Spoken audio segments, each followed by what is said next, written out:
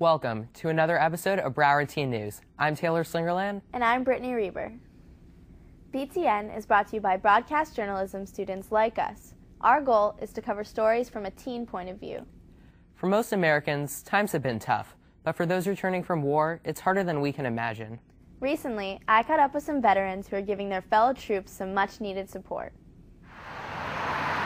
A handful of change. Can it really add up? You know, people out there say, well, I can only give $1.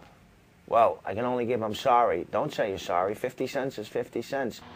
As the sun rises on a Saturday morning, the men and women of the Veterans Support Organization aren't sleeping in. They're suiting up and shipping out for a full day of collecting change. Last year, they collected $500,000. The money goes to helping keep our veterans off the streets. Each person is issued a bag. Currently, military vets make up a third of the homeless population. Since 2001, Richard Van Houten, veteran and founder of the Veteran Support Organization, has been working hard to bring down those numbers. Jobs are so hard right now to find, and they start looking for work, and they find out there's no work, and if there is, it's very minimal work. Because they lose that sense of, that thrill that you wake up, in the morning, that structured way of living, and they get in the civilian world and they feel disappointed because, they don't have family to rely on, or, they don't have any friends, and so that makes them homeless. Mark Baraka knows personally how big the problem is. He struggled to integrate back into a normal way of life after returning home from Iraq in 2006. He faced the danger of adding to the already 19,000 homeless veterans in the state of Florida. I was working at a gun shop for a year, and it wasn't working out. I asked for a raise, and they weren't going to give me a raise. So I got another job working doing web design, and they fired me after a week for no reason.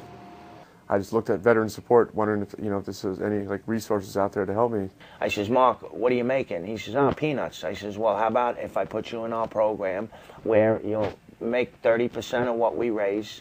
Not only will you be making a decent pay, but you'll be helping other veterans while you're doing it. He loved it. Mark is just one of the many veterans who work directly for VSO. Show up around 7:30, make sure everybody's here on time. We get our bags, we get cards, literature to pass out to all the crowds.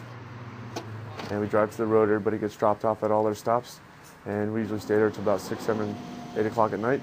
And we come home, and we're usually home about 9 o'clock. The coins collected into buckets in the morning can turn into a month's rent that night. I disperse the money to the VA hospital, and in return, they disperse it to the veteran. And what keeps the men and women of the VSO returning every morning? We've already caught them up, so now they can pay their monthly bills and still help other people while they're doing it.